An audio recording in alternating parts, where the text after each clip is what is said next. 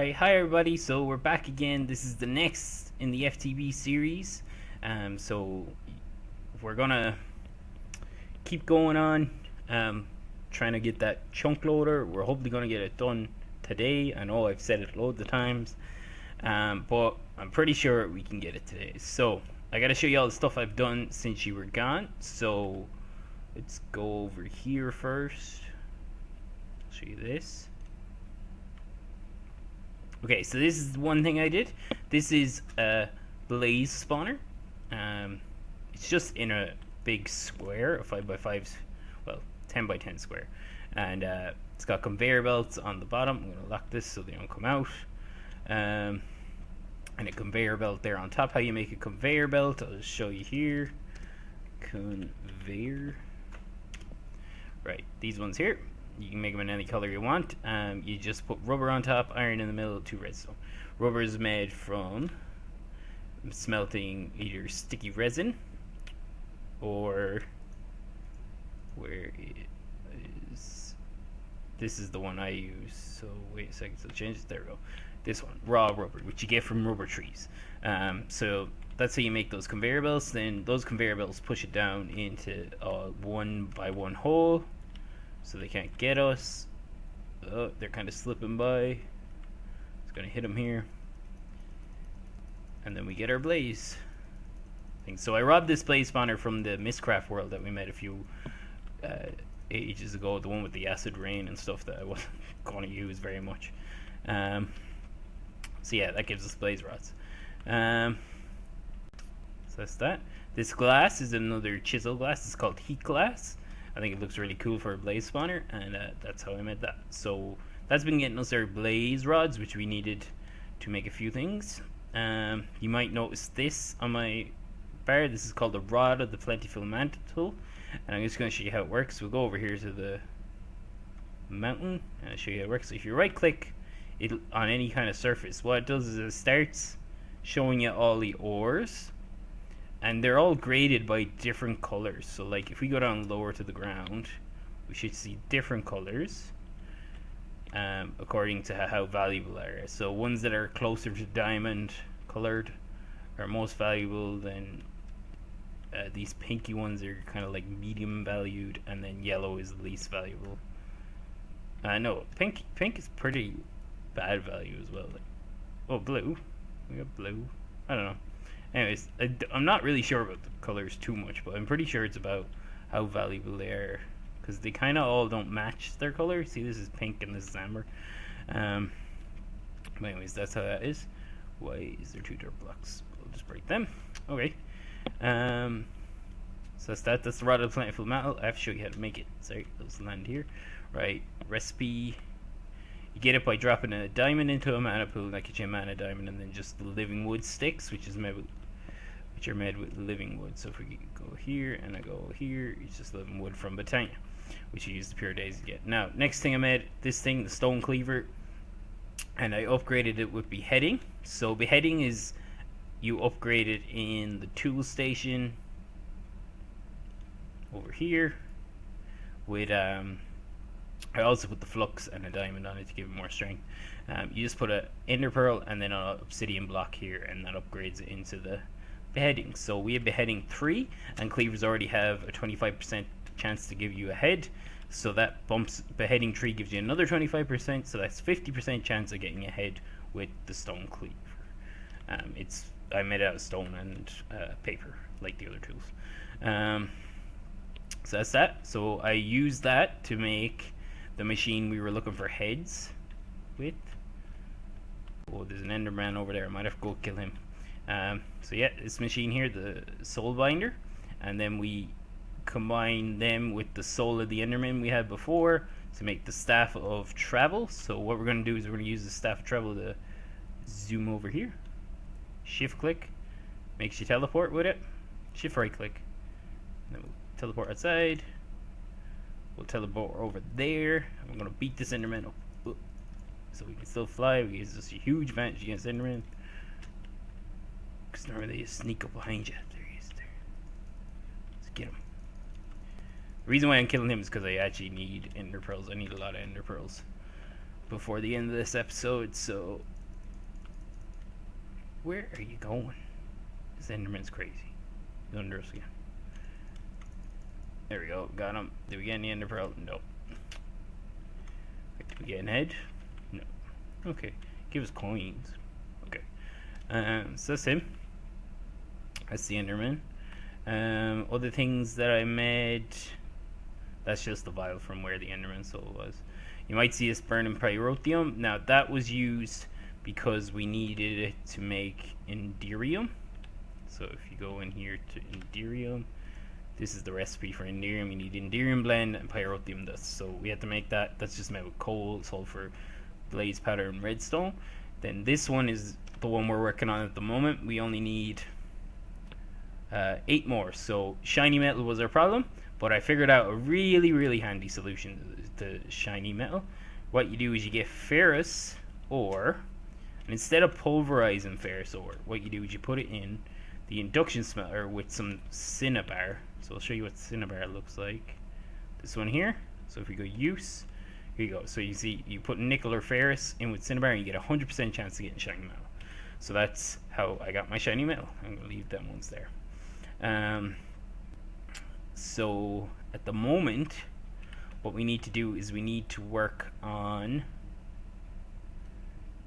getting enough ender pearls to make the resonant ender to make the Enderium blend, and then we will have enough to make a chunk loader, and everything will be a-okay. Oh yes, I'll show you one more thing I did before this episode. So one more thing I did in between, like, and then which is this here. This thing here is, well, we saw our thing here with the endo flames, and what we were doing with the endo flames was we were, when you were feeding, oh, it's still too short, this tick. Right, we were feeding them in anyways with a redstone torch, and we'd hit a button every now and again to fill it up, but now I've set it up so it does it automatically. So this is red alloy wire, and I'll just show you the recipe for that. So red alloy wire.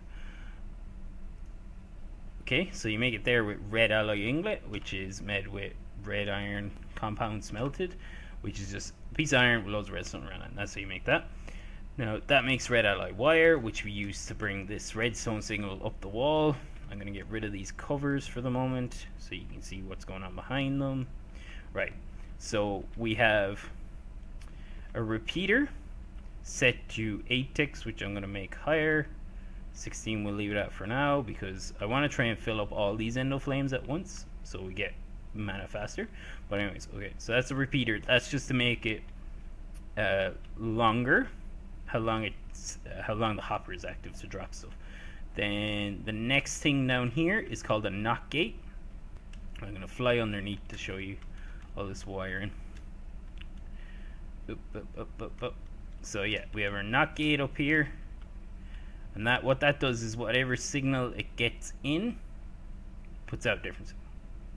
I think no, whatever signal it gets puts out the opposite signal. So that means this is on, and that puts the red wire on that turns off the hopper.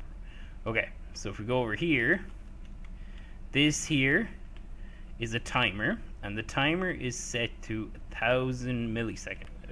Not 1,000. It's set to 10 seconds. And what it does is the timer wants to go all the way around, and then it'll tick and it'll send a redstone signal down there for it to put stuff in the. See, it did it there? And now what'll happen is it drops a piece of charcoal, which sets off the endo flames. And then see this every time this ticks, that's a mana burst going into the going into the mana pool, and that trips the timer so it doesn't drop another piece of charcoal. So we save some charcoal, and it's how I did that was I put a repeater underneath the mana detector. So a mana detector is another I'll show you it here. Mana detector. There we go. It's another thing from Britannia, and it's made with a comparator and some redstone and some living rock. And what that does is every time a mana burst goes through it, and it doesn't block mana bursts, it never blocks them, it will send a redstone signal, which trips the timer. Alright, here we're out with charcoal again. Oh no, we're not. There we go. So it trips the timer, and that allows the charcoal not to get used up. Okay.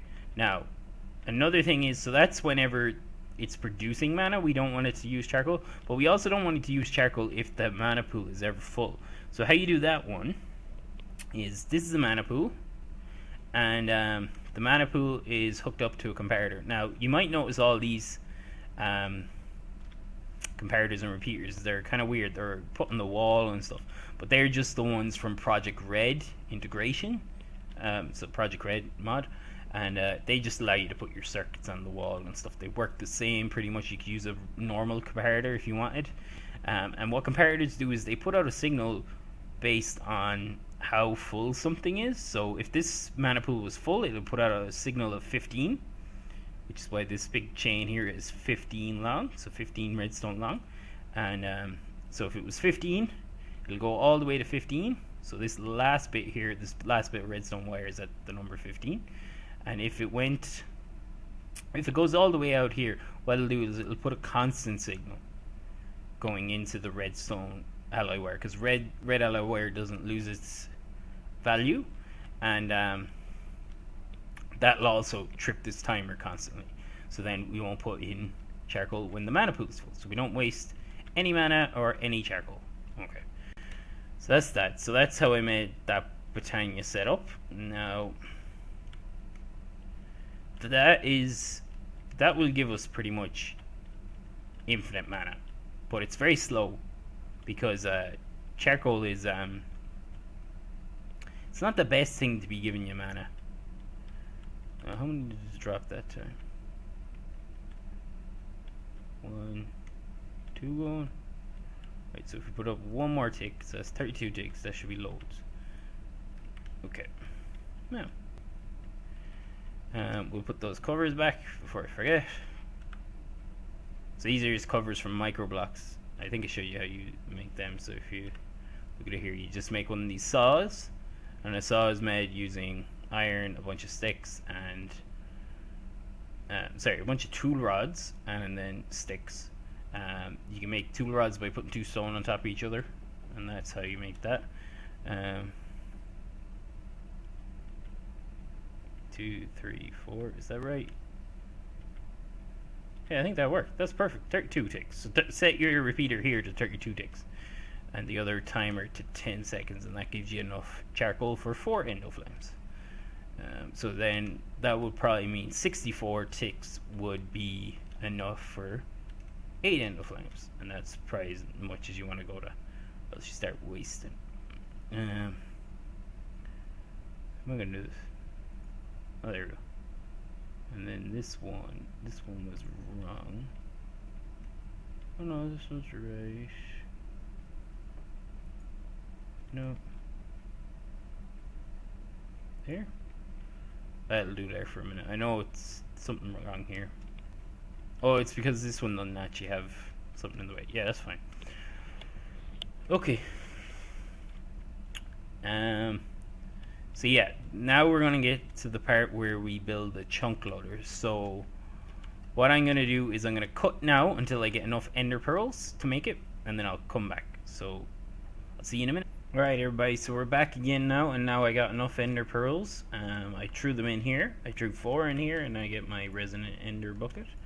I already got 4 before, so that's looking at 4 enerium ingots. So what we gotta do is pop these in here, and we got 4 more, and then we're gonna pop them in the induction smelter with the pyrotheum dust. Now we're just gonna check if we have enough. So we're gonna go in here, and we're gonna go to the tesseract. I should just really type this in, but whatever. There we go. And then we're gonna go here. Do we need more to fill this tesseract up? Yes, we do. Okay, we actually need a bit more ender pearls. Ah, crap. Okay, so anyways, I'll find them in a minute, but I just want to show you something I forgot to show you already. So I made two other things while you were gone: the ender pouches and the ender chests. Now, ender pouches, the recipe is this. So it's got a 3 leather, an ender pearl, blaze powder, which we got from our blaze farm, and wool. And what they do is you can, and these are the ender chests. Sorry, this one is linked to me. See, I have loads of junk in my chest as well because I found a village. But anyways, this one is linked to this pouch. So if you look at the pouch, when I right click it, it opens the chest up here, and it's the same every time. And that's because these two are linked. So if I shift right click, it links them. So say if this one up here is actually a different one I have, it's this red and white one, and you can dye them as well to get different combinations. So you right click it, you can see it there opened and it closed, opened and closed. And that one, you can use these things to set up really cool things from far away, and to transport items and stuff like that. That's mainly what they're used for, is transport items, but there's tricks you can do with them. So this top one here, my red and white one, I'm using it to transport anything that needs to be charged by RF into the fused energetic infuser, and then back into my white one. And that means when I run out of power, so for example, let's do it with this, and if I press E, we can go with the reinforced. So right, they go in there and they come back out and they're in my white pouch when it then charged, because they didn't have much to charge. So anyways, and this white pouch is just a storage one. This is where I'm keeping everything safe. So like I put the golden bag of holding and everything in here. So that's that, and they're all charged up, so then we can fly around again. That's just in case you run out of power while mining or whatever. You can just send them back. Now another thing you can do with them, so this green one is for when I go quarrying. What it does is it sends back the items you get when you go quarrying. So you can stay quarrying for a lot longer. You can just send the items back here. It's when you go mining, sorry, not quarrying. When I set up a quarry, it will be sending it through this as well. And what it does is it sends the items back here and it puts them into chests for you, or barrels, or anything else. And you can set it up like this. Now what I have it doing, just for some tips, right? You want to take it out of the ender chest with, if you're using extra utilities, use these transfer nodes. You can also use Ender IO. I'm going to swap this to Ender IO eventually, because you can sort by mods in chests, which is much better. So like we can do it for even when we're just running around looking for villages and stuff, and we can send everything back and it'll sort it all out for us. Or else I might skip Ender IO and go straight to Applied Energistics, which will sort out all items for us forever. So that's them. Anyways, getting it sent back here. I don't have it automatically smelting and stuff, because there's some useful things of just having ores. So I might even put, like when I get a quarry, I might put Silk Touch on, so I get these as ores, because thermal expansion gives you bonuses if you just have ores. So thermal expansion, I showed you one actually earlier, the ferrous and the cinnabar. So if we ever need shiny metal, we need ferrous ore to guarantee it. So that's why I get it sent back here and not automatically processed. So that's that. Another tip is get rid of anything you have automatically generating. Like I have my whole setup here with the gravel, the snow, the ice, the snowballs, sandstone, things like that. I have that set up. Stone, obsidian. I didn't put obsidian in because we're not making it fast enough up here. And cobblestone and all that. So what I have it doing is taking them out and not putting them in barrels and wasting another barrel down here and wasting loads of storage space. So what I did was, in here I put a filter pipe, which we saw a long time ago when we did our coal farm, from extra extra utilities. And what I did was I put an item frame. Now the recipe for item frames is this. It's just sticks, redstone, and a bit of string in the middle, which is really cheap. If you right click on them, you can put items in here, and these items will only go down the path of the item frame. So if I put that item frame, then in the black, what does it puts it into this, which is another extra utilities thing called the trash can. And what trash cans do is they just get rid of stuff, delete stuff from the world. So you can put stuff in there, and then it doesn't clog up your whole sorting system and everything. So that's how I did that.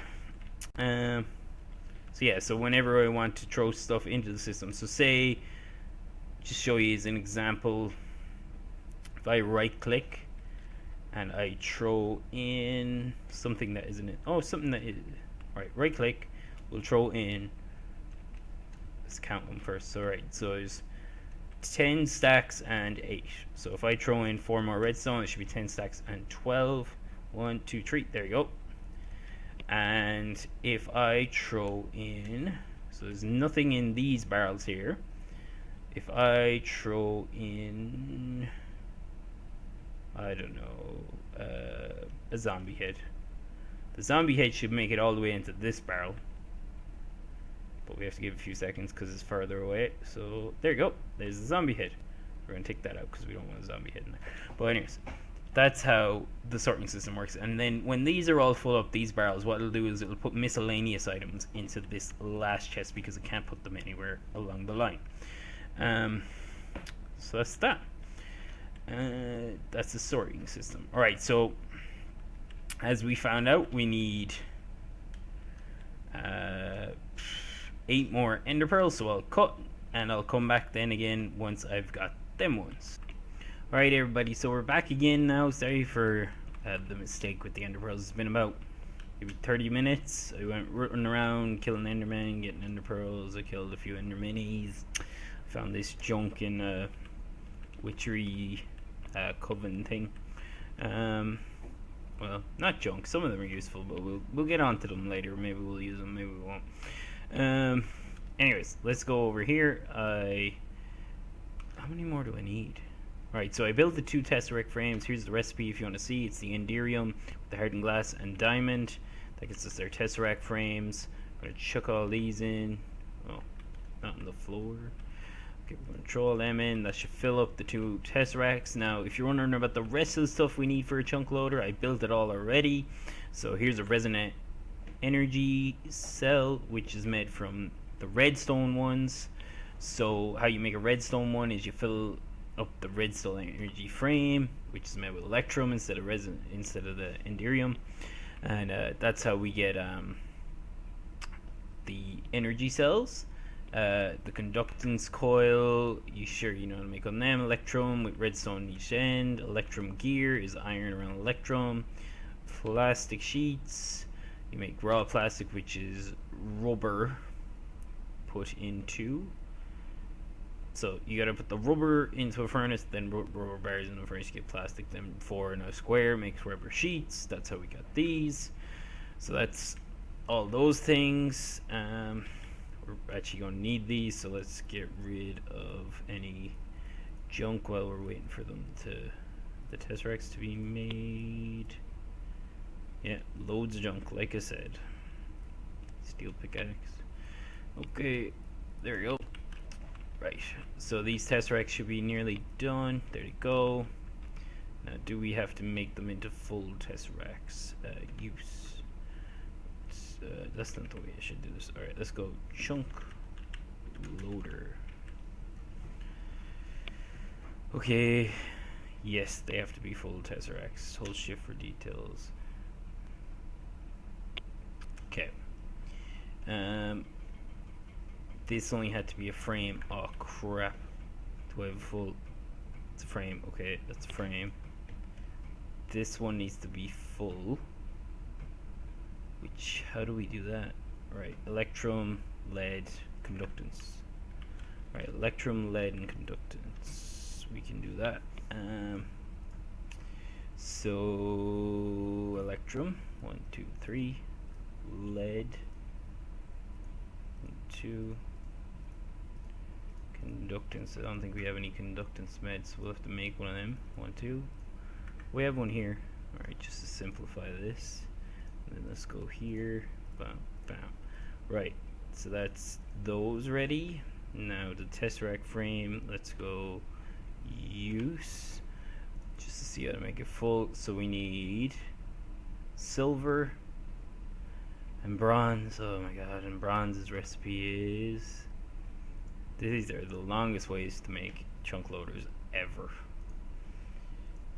That I've ever done. I mean, okay, so we need tin and copper powder, or no, tin and copper powder. 3 tin gets us 4. So we're gonna need 6 copper. 1, 2, 3, 4, 5, 6, and 2 tin. 1, 2.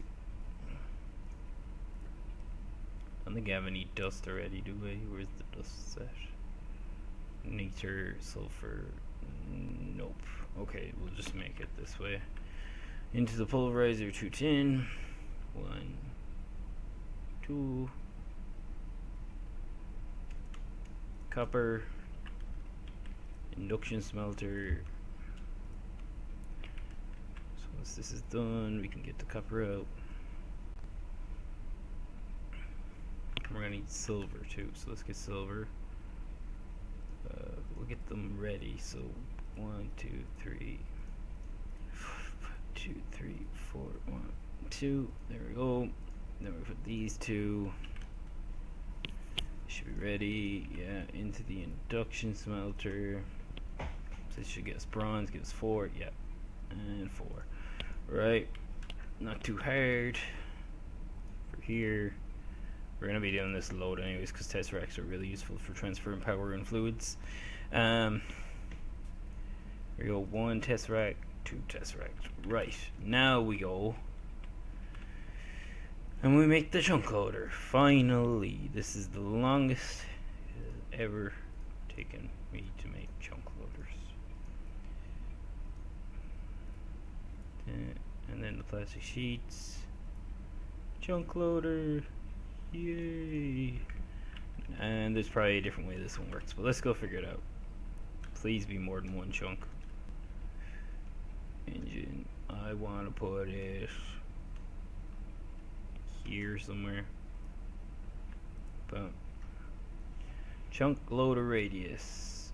It uses RF. Great.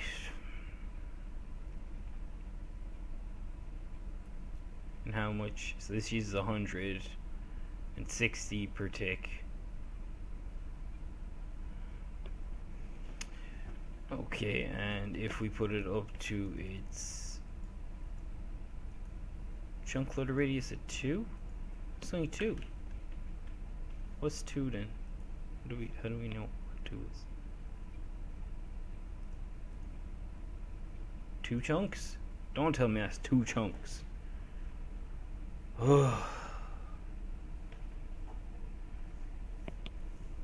That is tiny. Okay. I'm gonna leave it at that anyways. So we have a chunk loader now. I'm gonna work out how it works properly, how to make a chunk loader, whole base plus that spawner plus a mine. We might have to make another one for the mine. And I'll come back then with the next episode. So I hope everyone's having a good Christmas and has a happy new year. And that's the end of this episode. Check out any of the other shows that you want. League is all on for the new year. I'm gonna start it on probably the day after New Year's Eve, so New Year's Day. We'll start with the New Year's Day, and then we'll try to get that to go to a 1-week episode thing like this Minecraft, and we'll keep them both going as long as we can, and then we'll add on other YouTube videos if we can. If anybody wants a YouTube video on anything, especially if you know me and you know something you'd like to learn, give me a shout, and have Happy New Year, everybody.